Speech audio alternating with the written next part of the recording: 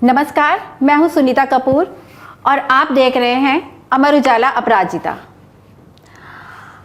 आज हमारे साथ जो शख्सियत है, अगर उनको मैं बोलूं कि वो अनाथों की मसीहा है, बेसहारों का सहारा है, तो इसमें कोई अतिशयोक्ति नहीं। मैं स्वागत करूंगी पलोनी पावनी शुक्ला जी का, जो सुप्रीम कोर्ट के अधिवक्ता हैं और एक्टिविस्ट हैं। स्वागत है पलोनी आपका हमारे अपराजिता में। तो मेरा पहला सवाल यही आपसे कि आप बहुत ही नेक काम कर रही हैं, अनाथ बच्चों को आप जो है उनको सहारा दे रही हैं, उनकी शिक्षा के लिए काम कर रही हैं। ये कब से शुरू हुआ और कैसे इसकी आपको प्रेरणा मिली? पहले तो मैं आपका आभार व्यक्त करना चाहती हूँ कि आपने मुझे अपराजिता के मंच पे बुलाया। मैं अपना प्रथम मकसद यही मानती हूँ कि मुझे इन बच्चों की आवाज़ बुलंद करनी है, इन बच्चों की आवाज़ ऐसी करनी है कि हर व्यक्ति, हर देश का वासी इसे सुने। और मुझे लगता है अपराजिता से ज़्यादा अच्छा मंच इस काम के लिए नहीं हो सकता था, तो बहुत बहुत आभार। और प्रेरणा की बात जहाँ करते हैं तो मैं आपको एक छोटी सी कहानी बताती हूँ। मैं थी 6-7 साल की जब मेरी मम्मी एक छोटा सा ज़िला है हरिद्वार, वहाँ की डीएम थी। हरिद्वार में बहुत सारे अनाथालय हैं क्योंकि वहाँ पे बहुत सारी धार्मिक संस्थाएं हैं। जैसा होता है माता पिता करते हैं, वो हमको ले जाते थे अनाथालयों में होली मनाने, दिवाली मनाने, अपने जन्मदिन मनाने। तो ऐसे जाते जाते मेरी एक बच्ची से वहाँ पे दोस्ती हो गई।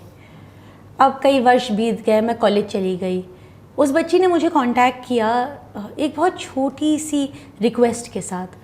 उसने मुझसे बोला कि मेरा भी मन है दीदी कॉलेज जाने का। और मैंने 12वीं में बहुत मेहनत करके अच्छे मार्क्स लाए और बात सही थी, उसके मार्क्स अच्छे थे, उसे कॉलेज जाना चाहिए था।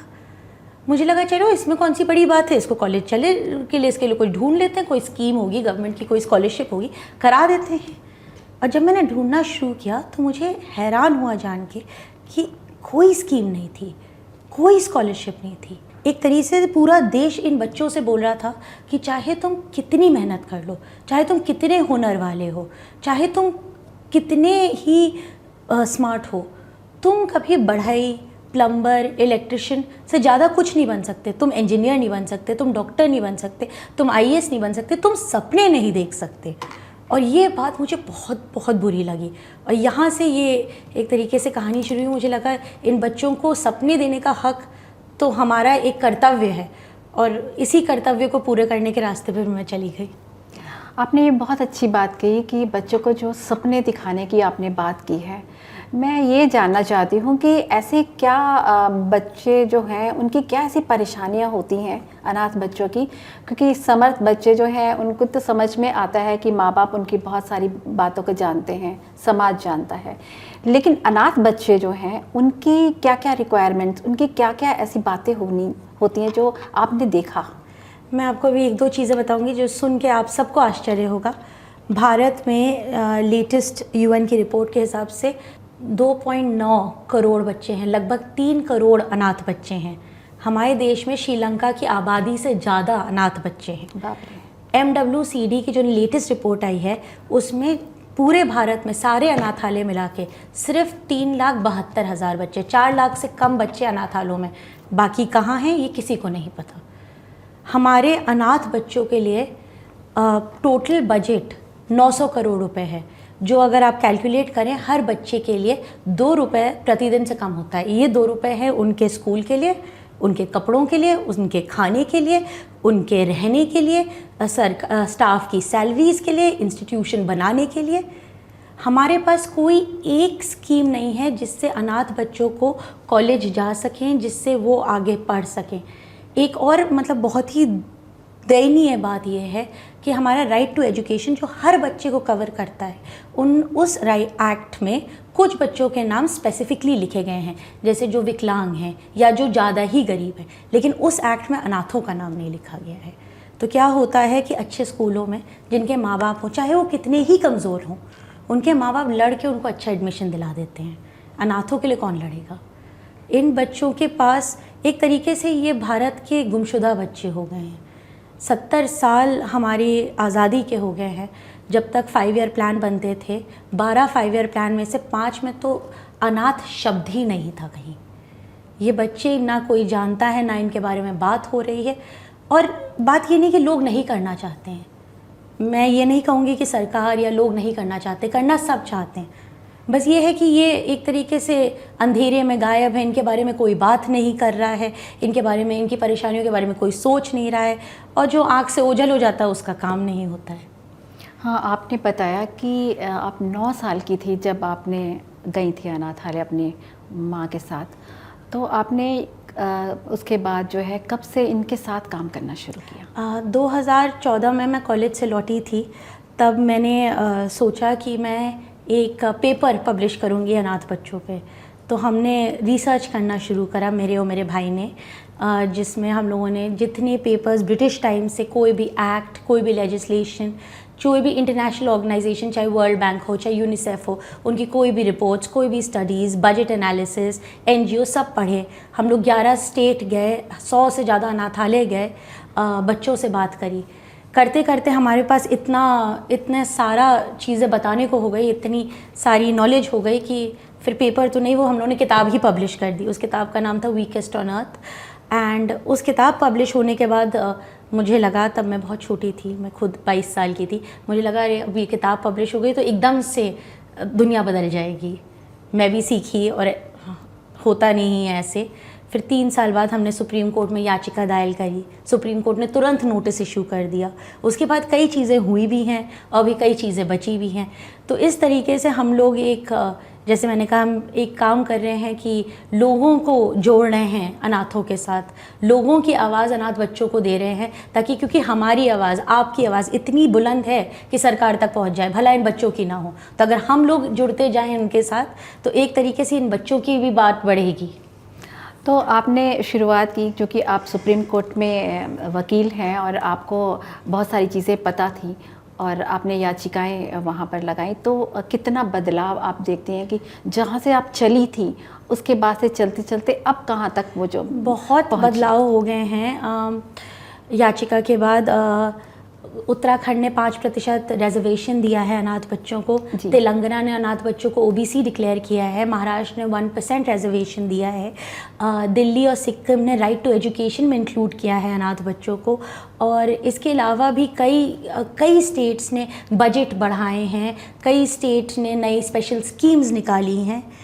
ये बात अभी भी बहुत कुछ करने को बचा है, बट एक तरीके से एक पहल होना शुरू हो गई है। उसके बाद मैं और मेरे भाई, हम लोग काफ़ी मुख्यमंत्री, इन्फ्लुएंसर्स, पत्रकार, सबसे मिले, सबसे बोला इनकी बात बढ़ाइए, उससे भी बहुत फ़र्क पड़ा है। अच्छा, ये बताइए कि जब आप ये सब कर रही थी अनाथ बच्चों के लिए और बीच में कोरोना आ गया, कोरोना पीरियड आ गया, लॉकडाउन हो गया, तो ऐसे में फिर अनाथ बच्चे जो थे उनके साथ फिर कैसे आपने काम किया? जैसे जब पहले कोरोना आया, सबसे पहली चीज़ हमारे दिमाग में आई जब ये हुआ कि एजुकेशन ऑनलाइन हो जाएगी। हमें ये लगा कि चलिए, सबसे गरीब से गरीब भी अपने बच्चों को किसी ना किसी तरह, चलो इंटरनेट कैफ़े के 10 रुपये दे देगा, पर किसी ना किसी तरह क्लास तो पहुंचा देगा, अनाथों का क्या होगा। तो मैं लखनऊ की हूँ, अपने शहर में एक सेवा शुरू करी। हम लोगों ने मिलकर सारे अनाथालय जो लखनऊ के हैं, 37 अनाथालय, सब में स्मार्ट TV और इंटरनेट लगवाया। हम लोगों ने एजुकेशन डिपार्टमेंट UP से बात करके क्लासेस इंश्योर करी कि उन पे हो जाए, तो हर बच्चा, लखनऊ का हर बच्चा, फिर हम लोगों ने ये बात बाकी स्टेट्स, बाकी प्रदेशों में भेजी। उन लोगों ने बहुत इस बात को कॉपी किया। कई, उत्तराखंड ने भी स्मार्ट TV दिए अनाथालय में। तो धीरे धीरे एक तरीके से हम लोगों ने उनकी एजुकेशन का ध्यान दिया। एक और चीज़ हम लोगों ने शुरू करी जिसका नाम है दिवाली अनाथों के साथ। हम लोगों ने लोगों से कहा कि आप दिवाली अपने घर वालों के साथ मनाते हैं, बट आप कभी अनाथ बच्चे का सोचिए। वो अपने अनाथालय में बैठे, दरवाजे के बाहर देख रहे हैं पटाखे, फुलझड़ी, लाइट, दिया, जो भी हो रहा है, और वो जाके अपने सुनसान बिस्तर पे अकेले सो रहे हैं। उनके पास कोई परिवार नहीं है। तो अगर आपकी इच्छा हो, आप अपनी दिवाली, अपनी होली, आप इन दिनों पे अनाथों का सोचिए, आप जाइए, उनके साथ मनाइए, और एक बार कोशिश करिए। उनको तो आप बहुत एक तरीके से खुश करेंगे, पर आपको जो उल्लास का एहसास होगा वो अलग ही होगा। पलोनी, आपको पहले तो बधाई हो कि आप जो है फेमिना फेब में आप अंडर 40 की सूची में आई हैं, पावरफुल लेडी के तौर पर। और मैं अपने दर्शकों को भी बताना चाहूँगी कि उत्तर प्रदेश से 2 ही महिलाएं इस फेमिना फेब सूची में शामिल हुई हैं, एक प्रियंका चोपड़ा और दूसरी पलोनिंग। और कोई जब पुरस्कार मिलता है तो उसके बाद भी आपको जिम्मेदारियां बढ़ जाती हैं। जी, मैं जैसे ही मुझे जिस दिन मुझे फेमिना का पता चला, मुझे सबसे ज़्यादा एक तो बहुत एक प्रसन्न तो मैं बहुत हुई और मैं बहुत खुश हुई, लेकिन सबसे ज़्यादा मुझे इस बात का एहसास हुआ कि इस काम में अभी कितना काम बचा है। और ये एहसास मुझे हमेशा होता है जब मैं किसी अनाथालय जाती हूँ या कोई बच्चे का ईमेल आता है कि हमारी मदद कर दीजिए। हमारी सुप्रीम कोर्ट की याचिका के बाद यूनियन बजट डबल हो गया था अनाथों के लिए जी। अभी, लेकिन वो भी अभी काफ़ी नहीं है। हम लोग कोशिश कर रहे हैं कि एक तरीके से और बजट बढ़े और बच्चों को एक तरीके से सारे अनाथ बच्चों का उतना ध्यान हो जाए जितना एक माँ बाप अपने बच्चे का करता है, क्योंकि जिसका कोई नहीं उसकी सरकार है। ये सरकार माँ बाप है, सोसाइटी माँ बाप है, हम माँ बाप हैं। हमारा एक कर्तव्य बनता है और ये कर्तव्य का एहसास हर बार जब कोई पुरस्कार मिलता है या कुछ होता है, ये कर्तव्य का एहसास और गहरा होता है कि अभी तो जंग बहुत बाकी है, अभी तो शुरुआती है एक तरीके से। जी बिल्कुल, ये अभी तो शुरुआत है। और पावनी, मैं एक बात और आपसे ये जानना चाहूँगी कि अब बच्चे यहाँ तक तो पहुँच जाते हैं अनाथालय में, तो कितनी उम्र तक वो अनाथालय में रह सकते हैं? ये एक बहुत दुख की बात है कि हमारे देश में अनाथालय में 18 साल के बाद बच्चों को अनाथालय छोड़ना पड़ता है। अब ये बच्चों के पास ना बहुत पैसा होता है, ना बहुत एजुकेशन होती है, तो बहुत लार्ज नंबर्स में ये बच्चे या फिर क्राइम में चले जाते हैं या प्रोस्टिट्यूशन में चले जाते हैं या मतलब कुछ सुसाइड कर लेते हैं। ये बहुत दुख की बात है। लेकिन जैसे आपने कहा कि बच्चे अनाथालय पहुंच जाते हैं, ये अपने आप में भी अभी नहीं हो रहा है। जैसे मैंने बताया 4 लाख बच्चे हैं, लेकिन हमारे यहाँ 2.5 करोड़ से ज़्यादा अनाथ हैं, तो कई बच्चे तो अनाथालय भी नहीं पहुंच जाते। तो एक तरीके से जो अनाथ अनाथालय पहुंच गया वो नसीब वाला अनाथ है। ये बात कहने में कितना दुख होता है। बिल्कुल। और दूसरा, और लड़कियों के साथ एक और चीज़ होती है 18 एंड अनाथालय वाले अच्छा सोच रहे हैं, मैं ये नहीं कह रही हूँ वो ख़राब सोच रहे हैं, वो अच्छा ही सोच रहे हैं। वो लड़कियों की शादी करा देते हैं 18 साल पे, लेकिन क्योंकि हमारे देश में डोमेस्टिक वायलेंस है, एक थोड़ी सी ये प्रॉब्लम्स हैं, तो कई होते हैं लड़के वाले जिनको पता है कि इस लड़की का कोई है नहीं, इनके पीछे कोई सहारा नहीं है, तो वो किसी भी तरह रखेंगे, वो बेचारी उन्हीं पे डिपेंडेंट है, तो वो अब कुछ कर नहीं पाएगी।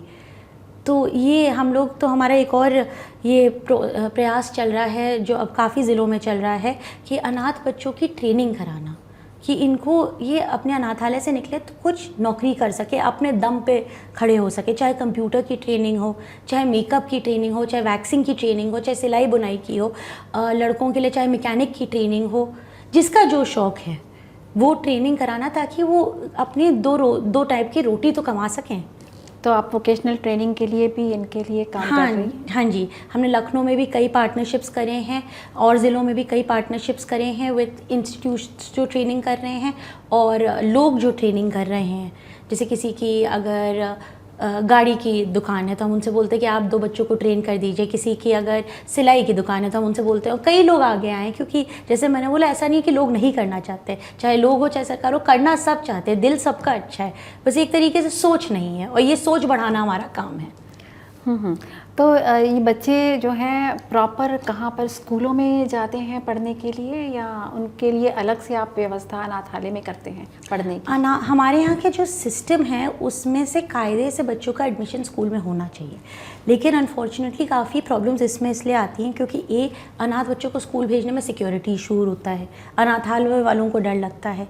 फिर कई बच्चे आते हैं लड़कियों के अनाथालयों में, लड़कों के अनाथालयों में जो पॉक्सो के विक्टिम्स होते हैं, उनको जाने में डर लगता है। एक तो विचार चल रहा है कि ऐसा करना चाहिए कि टीचर जो हैं स्कूलों को अनाथालयों से टाई अप करा दिया जाए कि वो आएँ और स्कूल में पढ़ाएं।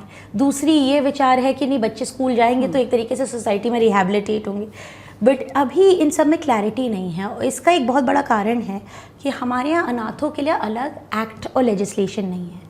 अनाथ बच्चे जुवेनाइल जस्टिस एक्ट में कवर होते हैं। अच्छा। जुवेनाइल जस्टिस एक्ट उन बच्चों को भी कवर करता है जो कभी क्राइम में आ गए हैं, जो कॉन्फ्लिक्ट विथ लॉ में हैं। अब इन बच्चों को अगर आप अनाथों को एक साथ रखेंगे तो उन बच्चों पे फोकस ज़्यादा हो जाता है, अनाथ पे उतना कम होता है। तो इस कारण से कई सवाल हैं अनाथों के रिहैबिलिटेशन के, अनाथों की पढ़ाई के, अनाथों के बढ़ावे के, जो ठीक से जवाब नहीं दे पाए क्योंकि उनके लिए अलग एक्ट, उनके लिए एक फोकस्ड एक्ट नहीं है। तो ये भी हमने एक डिमांड रखी है सुप्रीम कोर्ट में, ये भी हमारी एक डिमांड है कि एक अलग एक्ट हो इन बच्चों के लिए।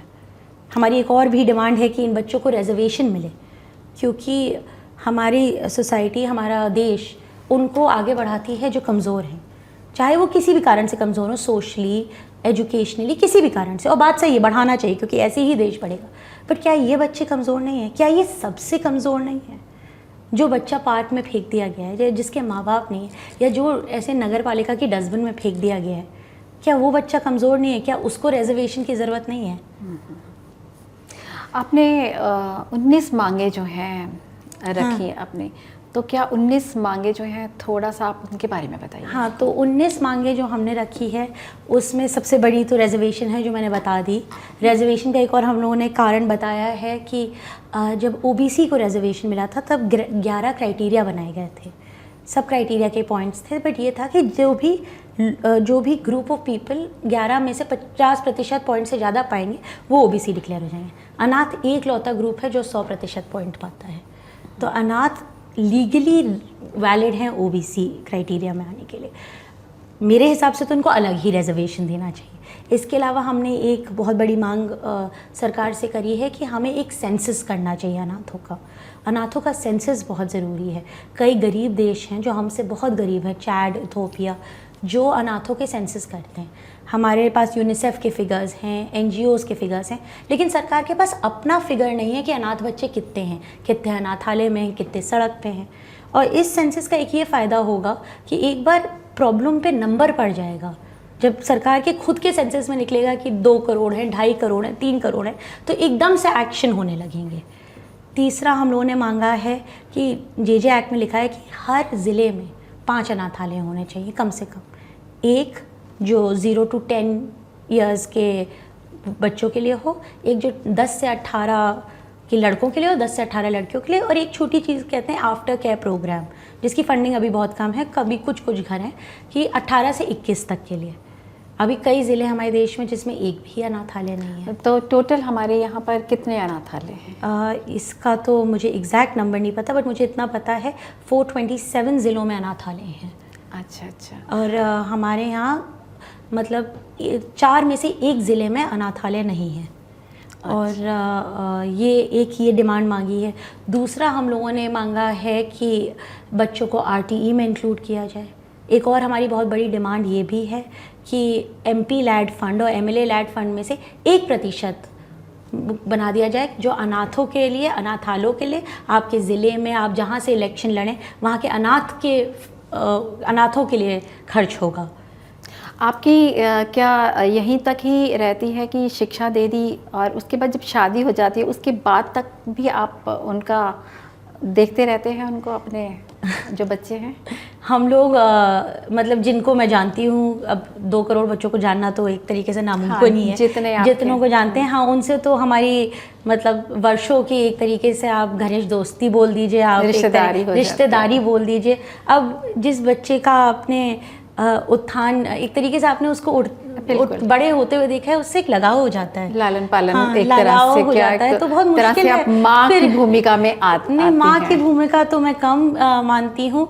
मैं अपने आप को एक उनको स्ट्रेंथ देने की एक बड़ी बहन की भूमिका ज़्यादा मानती हूँ।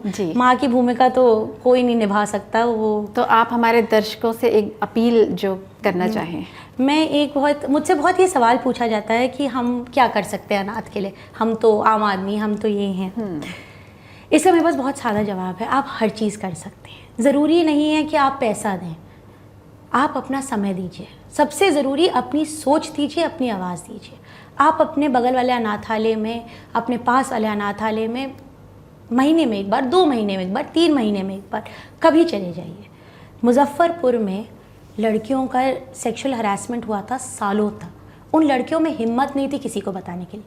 लेकिन अगर आपके जैसे या मेरे जैसे कोई लड़की वहाँ जा रही होती या कोई जा रहा होता बार, शायद हम पे भरोसा हो जाता, हमें बता देते वो, और हमें अगर बता देते तो उन बच्चों की जान बच जाती एक तरीके से। आप जाके अनाथालय में छोटी छोटी चीज़ें देख सकते हैं कि बच्चों को ठीक से खाना मिल रहा है, क्या बच्चे ठीक से सो रहे हैं, क्या वो स्कूल जा रहे हैं, क्या उनकी पढ़ाई के लिए कोई ज़रूरत है, कोई उनके साथ शोषण तो नहीं हो रहा है। ये बहुत छोटा कार्य है। और इससे भी छोटा एक है, आप कहीं टहल रहे हैं, आप शॉपिंग जा रहे हैं, आप गाड़ी से कहीं जा रहे हैं, बच्चे आके आपसे भीख मांगते हैं, पैसा दे ना दें, उनसे 5 मिनट बात कर लीजिए बस। उनसे पूछ लीजिए कि क्या वो बच्चा अनाथ है, क्या उसके माँ बाप है, क्या वो स्कूल जा रहा है। और अगर आपको लगे वो अनाथ है या वो किडनैप्ड है या वो किसी डेंजरस सिचुएशन में, तो चाइल्ड लाइन नंबर फ़ोन कर दीजिए 1098, या फिर अपने पास वाले थाने में बता दीजिए। आपके 5 मिनट उस बच्चे की ज़िंदगी बदल सकते हैं। वो कहते हैं ना कि हम अकेले दुनिया नहीं बदल सकते, पर मेरा ये मानना है कि हम एक बच्चे की दुनिया ज़रूर बदल सकते हैं। बिल्कुल, हम एक बच्चे की दुनिया बदल सकते हैं। और मैं अपने दर्शकों से आग्रह करूंगी कि वो जो है नेक काम में जो है ज़रूर साथ दें, और बेसहारा बच्चों की ज़िंदगी अगर बदल सकती है तो क्यों नहीं उनके लिए काम किया जाए। आपका बहुत बहुत शुक्रिया पलोनी हमारे साथ जुड़ने के लिए। Thank you so much. मैं फिर अपना आभार व्यक्त करूँगी। Thank you. नमस्कार।